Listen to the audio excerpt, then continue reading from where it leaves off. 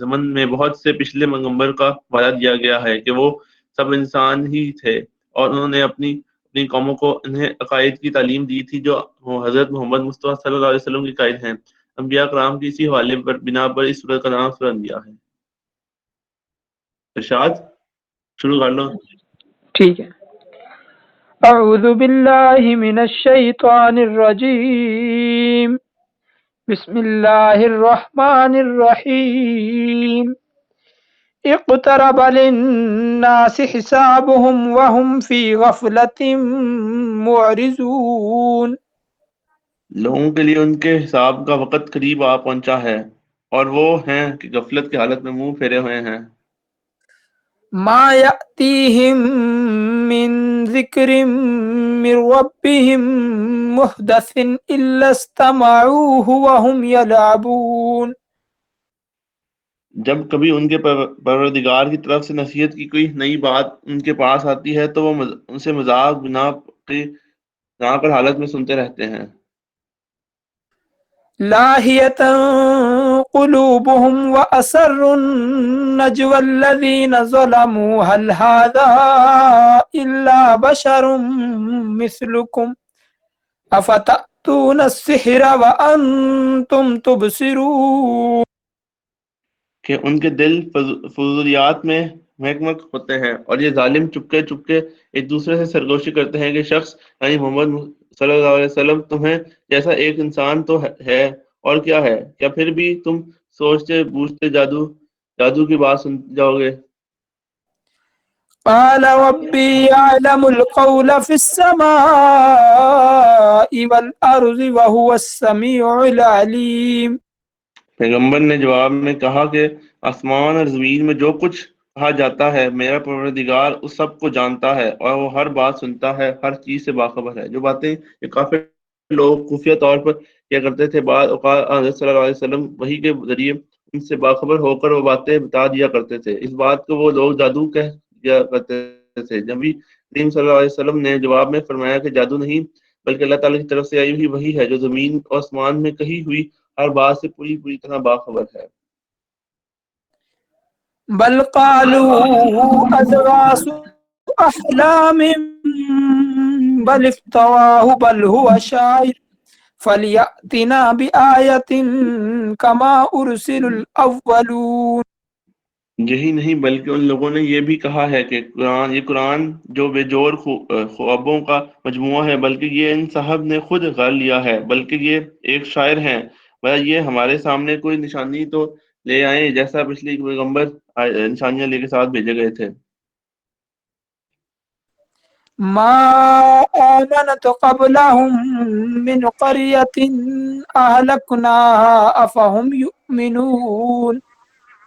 حالانکہ ان سے پہلے جس کی کسی بستی کو ہم نے ہلاک کیا وہ ایمان نہیں لائے، اب کیا یہ لوگ لے آئیں گے؟ نشانی سے مراد معجزہ ہے، اگرچہ آن صلی اللہ علیہ وسلم کی بہت بولو جی۔ نشانی سے مراد معجزہ ہے، اگرچہ آن حضرت صلی اللہ علیہ وسلم کے بہت سے معجزات ان کے سامنے آ چکے تھے، لیکن وہ نت نئے معجزوں کے مطالبات کرتے رہتے تھے۔ اللہ تعالیٰ نے اس آیت میں یہ فرمایا ہے کہ پچھلی قوموں نے بھی ایسے مطالبات کیے تھے، لیکن جب ان کو ان کی فرمائش کے مطابق معجزات دکھا دیے گئے تب بھی وہ ایمان نہیں لائے، جس کے نتیجے میں انہیں ہلاک کر دیا گیا۔ اللہ تعالیٰ کو معلوم ہے کہ یہ لوگ بھی اپنے فرمائشی معجزے دیکھنے کے بعد ایمان نہیں لائیں گے، اور اللہ تعالیٰ کی سنت یہ ہے کہ جب کوئی قوم اپنے فرمائشی معجزات دیکھ کر بھی ایمان نہ لائے تو اسے ہلاک کر دیا جاتا ہے، اور ابھی اللہ تعالیٰ کو ان کی فوری ہلاکت منظور نہیں ہے۔ وما ارسلنا قبلك الا رجالا نوحی الیہم فاسألوا اہل الذکر ان کنتم لا تعلمون۔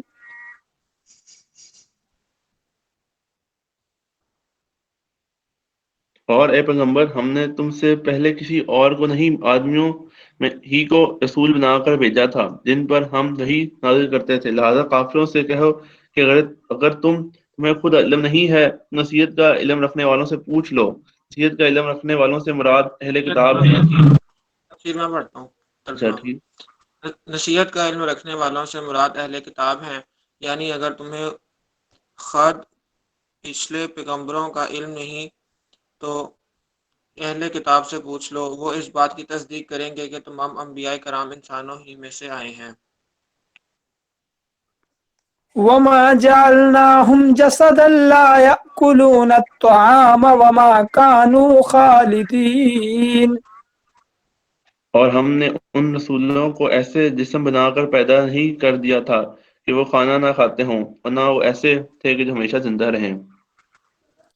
ثم صدقناهم الوعد فأنجيناهم ومن نشاء وأهلكنا المسرفين۔ پھر ہم نے ان سے جو وعدہ کیا تھا ان سے سچا کر دکھایا کہ ان کو بھی بچا لیا، اور ان کے علاوہ جن کو ہم نے چاہا ان کو بھی، جو لوگ حد سے گزر گئے انہیں ہلاک کر دیا۔ لقد أنزلنا إليكم كتابا فيه ذكركم أفلا تعقلون۔ اب ہم نے تمہارے پاس ایک ایسی کتاب اتاری ہے جس میں تمہارے لیے نصیحت ہے، کیا پھر بھی تم نہیں سمجھتے؟ اس آیت کا ایک ترجمہ یہ بھی ہو سکتا ہے کہ ہم نے تمہارے پاس ایک ایسی کتاب اتاری ہے جس میں تمہاری ہی ذکر خیر کا سامان ہے۔ اس صورت میں مطلب یہ ہوگا کہ یہ کتاب عربی زبان میں نازل کی گئی ہے جس کے براہ راست کا مخاطب تم عرب لوگ ہو، اور یہ تمہارے لیے بہت بڑے اعزاز کی بات ہے کہ اللہ تعالیٰ نے اپنا آخر کلام تم پر تمہاری زبان میں نازل فرمایا، اور اس سے رہتی دنیا تک دنیا کی ساری قوموں میں تمہارا ذکر خیر جاری رہے گا۔ وَكَمْ قَصَمْنَا مِنْ قَرْيَةٍ كَانَتْ ظَالِمَةً وَأَنشَأْنَا بَعْدَهَا قَوْمًا آخَرِينَ۔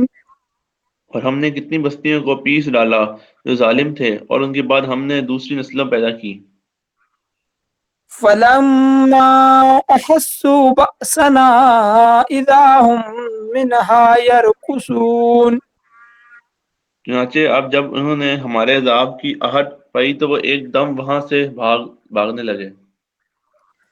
لا تركضوا وارجعوا إلى ما أترفتم فيه ومساكنكم لعلكم تسألون۔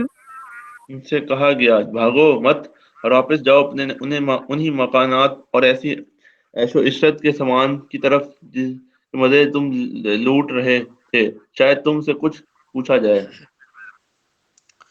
یہ بات ان سے طنز کے طور پر کہی گئی، مطلب یہ ہے کہ جب تم اپنے عیش و عشرت میں منہمک تھے تو تمہارے نوکر چاکر تم سے پوچھا کرتے تھے کیا حکم ہے، اب ذرا اپنے گھروں میں واپس جا کر دیکھو، شاید تمہارے نوکر چاکر تم سے تمہارا حکم پوچھیں۔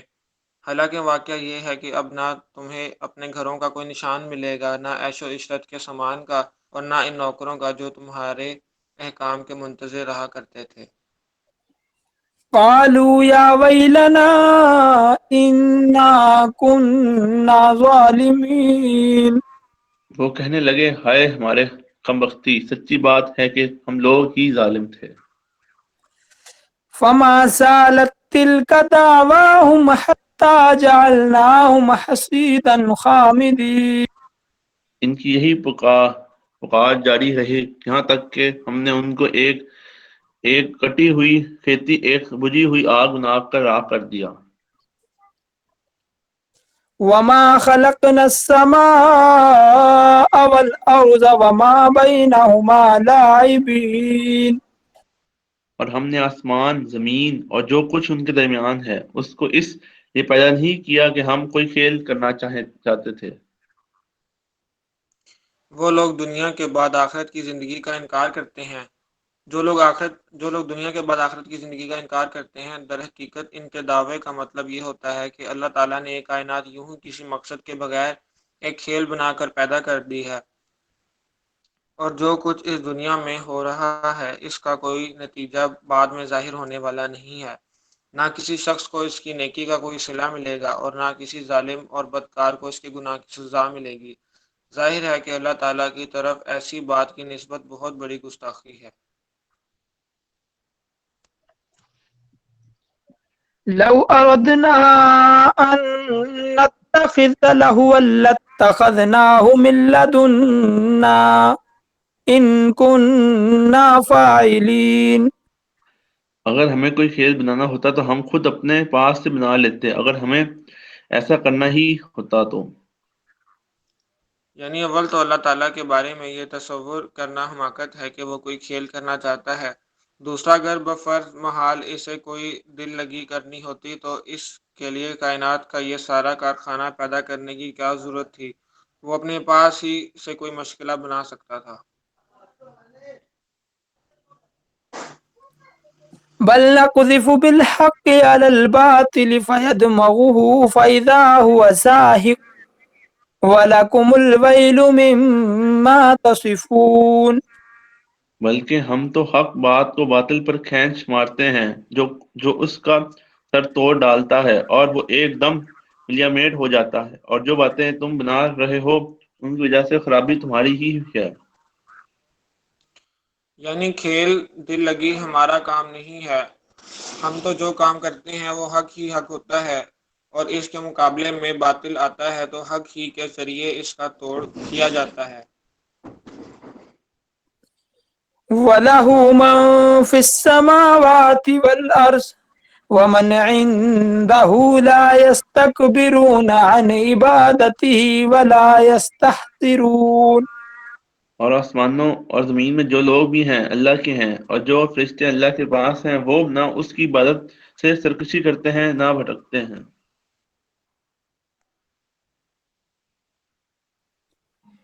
يُسَبِّحُونَ اللَّيْلَ وَالنَّهَارَ لَا يَفْتُرُونَ. وہ رات دن اس کی تسبیح کرتے رہتے ہیں اور سست نہیں پڑتے۔ أَمِ اتَّخَذُوا آلِهَةً مِّنَ الْأَرْضِ هُمْ يُنشِرُونَ. بھلا کیا ان لوگوں نے زمین میں سے ایسے خدا نہ رکھے ہیں جو نئی زندگی دیتے ہیں؟ اکثر مفسرین نے نئی زندگی دینے کا مطلب یہ بیان کیا ہے کہ جن دیوتاؤں کو انہوں نے خدا بنا رکھا ہے کیا وہ اس بات پر قادر ہیں کہ مردوں کو نئی زندگی دے سکیں؟ اگرچہ مشرکین عرب مرنے کے بعد کی زندگی کے قائل نہیں تھے، لیکن جب کسی ذات کو خدا مان لیا تو اس کا منطقی تقاضا یہ ہونا چاہیے کہ اس ذات کو نئی زندگی دینے پر بھی قدرت حاصل ہو، تو کیا یہ لوگ بتوں کو ایسا قادر مانتے ہیں؟ لیکن بعض مفسرین نے نئی زندگی دینے کا مطلب یہ لیا ہے کہ ان لوگوں کا یہ عقیدہ ہے کہ دیوتا زمین کو نئی زندگی دیتے ہیں جس سے وہ سرسبز و شاداب ہو جاتی ہے، کیونکہ ان میں سے بعض کافروں کا یہ عقیدہ تھا کہ آسمان کا خدا کوئی اور ہے اور زمین کا کوئی اور۔ اللہ تعالیٰ کی خدائی تو آسمان پر ہے اور زمین کا سارا نظام یہ دیوتا کرتے ہیں۔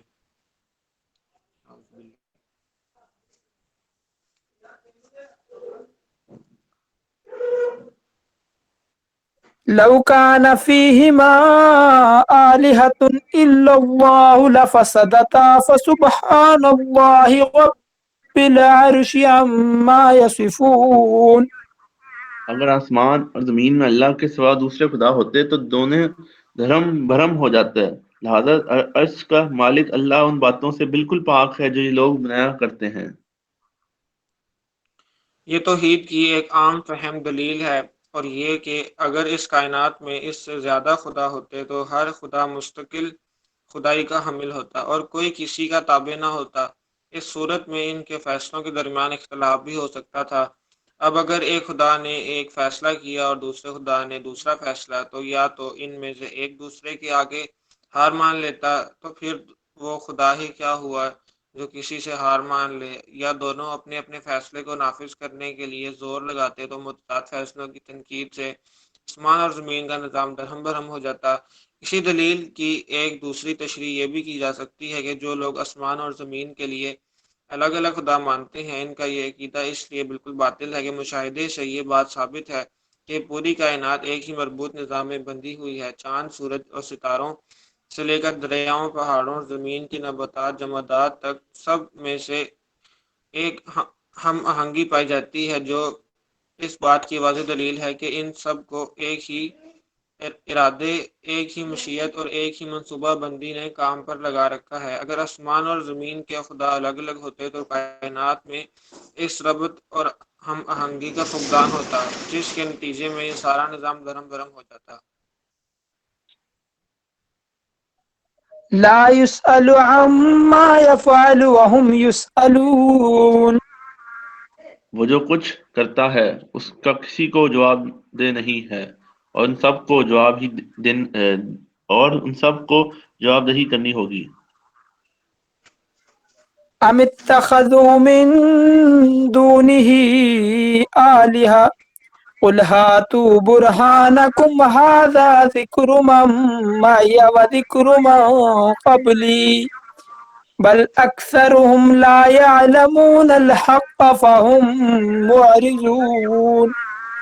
بھلا کیا اسے چھوڑ کر انہیں دوسرے خدا بنا رکھے ہیں؟ اے پیغمبر ان سے کہو کہ لاؤ اپنی دلیل، یہ قرآن بھی موجود ہے جس میں میرے ساتھ والوں کے لیے نصیحت ہے، اور وہ کتابیں بھی موجود ہیں جن میں مجھ سے پہلے لوگوں کو نصیحت تھی، لیکن واقعہ یہ ہے کہ ان میں سے اکثر لوگ حق بات سے یقین نہیں کرتے کیونکہ منہ مرے ہوتے ہیں۔ اللہ تعالیٰ کے ایک ہونے پر ایک عقلی دلیل تو پچھلی آیت میں بیان فرما دی گئی ہے کہ جس کی تشریح اوپر کے حاشیے میں گزری۔ اب اس آیت میں نقلی دلیل بیان کی جا رہی ہے کہ تمام آسمانی کتابوں میں توحید کے عقیدے پر ہی زور دیا گیا ہے۔ اس قرآن کریم کے علاوہ جتنی کتابیں پچھلی قوموں پر نازل کی گئیں ان سب میں ہی یہی عقیدہ بیان ہوا ہے۔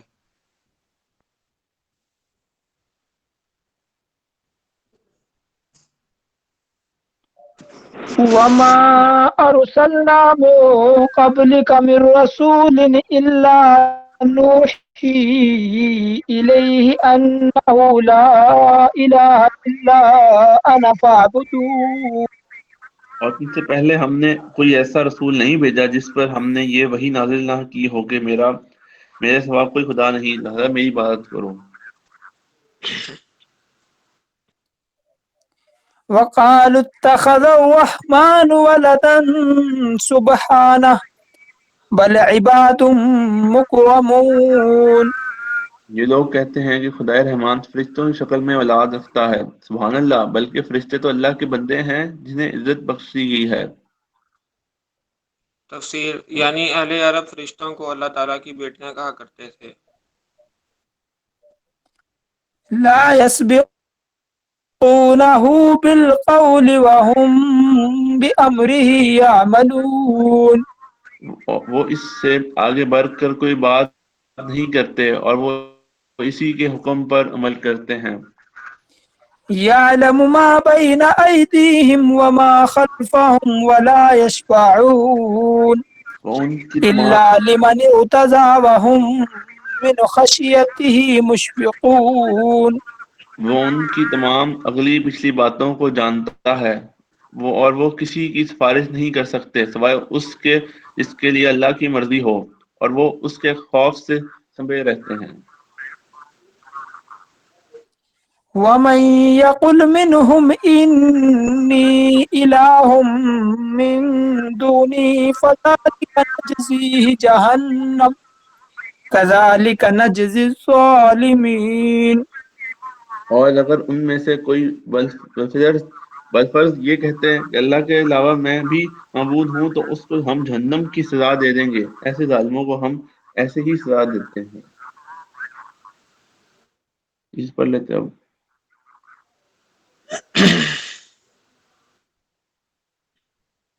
تھوڑا سا اگر آپ ایکسپلین کرنا چاہو کو۔ مین تو یہ سورہ انبیاء کا جو تو ہے مین ٹاپک، وہ ہے ہی سارا پروفٹس کے بارے میں، جتنے بھی انبیاء آئے ہیں رسول وغیرہ، ان کے ساروں کا عقیدہ یہی تھا کہ اللہ توحید کے پیغام دینے آئے تھے۔ اب یہ فرشتوں کا ہوتا ہے، فرشتوں میں کیا ہے کام، کیا کرتے ہیں فرشتے وغیرہ؟ ان کا کیسے اللہ کی عبادت ہی میں لگے ہوتے ہیں، اللہ کی بات ساری مانتے ہیں، اگر کوئی نہیں کرے گا تو ابھی جنم ہی مطلب بھیجیں گے۔ اسی پہ زیادہ سورہ انبیاء کا پورا فوکس ہی اس کے بارے میں ہے، پروفٹس نے بھی آئے ہیں، سارے رسول کیوں آئے ہیں، وجہ کیا ہے، ان کے بارے میں زیادہ بیان ہے۔ نام ہی سے انبیاء رکھا سورہ انبیاء۔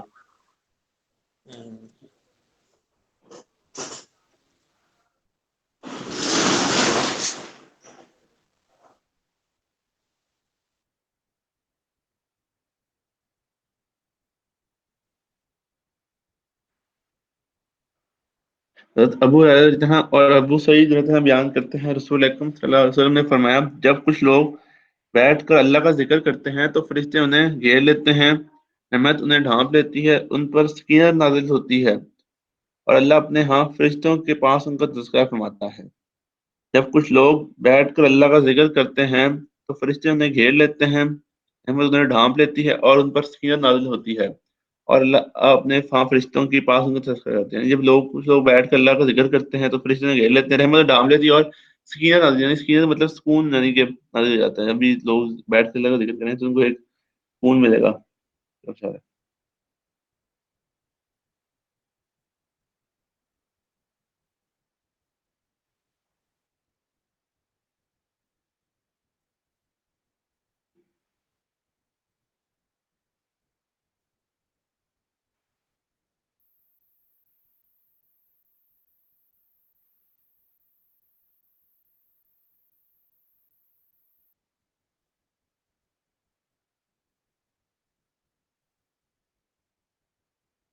حضرت عبداللہ بن عمرو رضی اللہ عنہ رسول اکرم صلی اللہ علیہ وسلم سے روایت کرتے ہیں، آپ صلی اللہ علیہ وسلم نے فرمایا کسی آدمی کے لیے جائز نہیں کہ وہ دو آدمیوں کے درمیان ان کی اجازت کے بغیر علیحدگی پیدا کرے اور خود ان کو کے درمیان بیٹھ جائے۔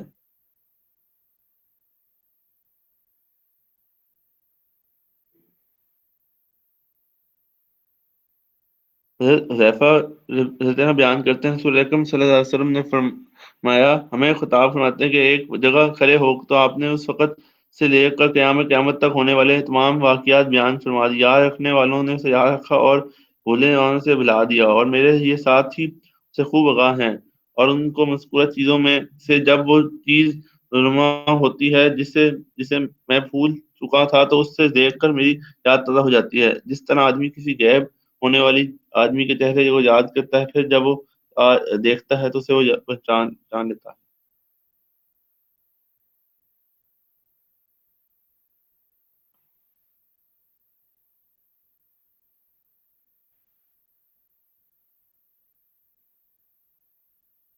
حضرت عثمان رضی اللہ عنہ بیان کرتے ہیں رسول اکرم صلی اللہ علیہ وسلم نے فرمایا تم میں سے بہترین شخص وہ ہے جس نے قرآن سیکھا دوسروں کو سکھایا، تم میں سے بہترین شخص وہ ہے جس نے قرآن سیکھا اور دوسروں کو سکھایا۔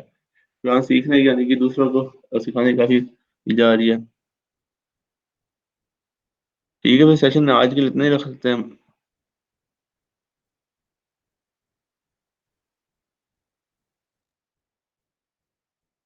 ٹھیک ہے، اوکے، پھر اللہ بڑا اچھا لگا۔